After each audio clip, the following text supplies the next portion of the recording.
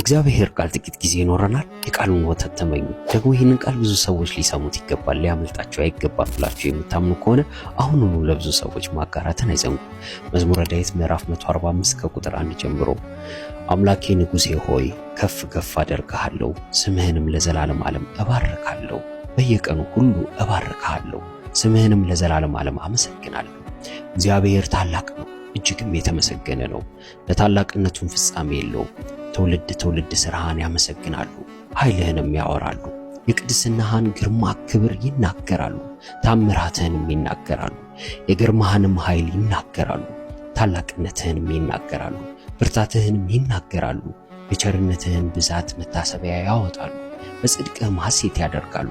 እግዚአብሔር ሩሩህና መሐሪ ነው፣ ከቁጣ የራቀ ምሕረቱም ብዙ ነው። እግዚአብሔር ለሚታገሱት ቸር ነው፣ ምሕረቱም በሥራው ሁሉ ላይ ነው። አቤቱ ሥራ ሁሉ ያመሰግኑሃል፣ ቅዱሳንም ይባርኩሃል። የመንግሥትህንም ክብር ይናገራሉ፣ ኃይልህንም ይናገራሉ። ለሰው ልጆች ኃይልህን የመንግሥትህንም ግርማ ክብር ያስታውቁ ዘንድ። መንግሥትህ የዘላለም መንግሥት ናት፣ ግዛትም ለልጅ ልጅ ነው። እግዚአብሔር በቃሎቹ የታመነ ነው፣ በሥራውም ሁሉ ጻድቅ ነው። እግዚአብሔር የተፍገመገሙትን ሁሉ ይደግፋቸዋል፣ የወደቁትንም ያነሳቸዋል።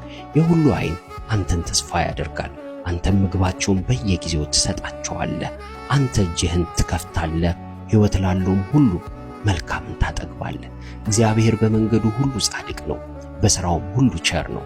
እግዚአብሔር ለሚጠሩት ሁሉ በእውነት ለሚጠሩት ሁሉ ቅርብ ነው። ለሚፈሩት ምኞታቸውን ያደርጋል፣ ልመናቸውንም ይሰማል ያድናቸውማል።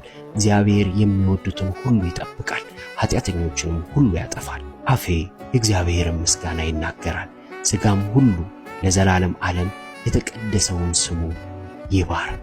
አሜን፣ አሜን፣ አሜን። በነገር ሁሉ እግዚአብሔር ይክበር። ጸጋና ሰላም ይብዛላችሁ። ለብዙዎች ማጋራትን እንዳዘነጉ እግዚአብሔር የተመሰገነ ይሁን።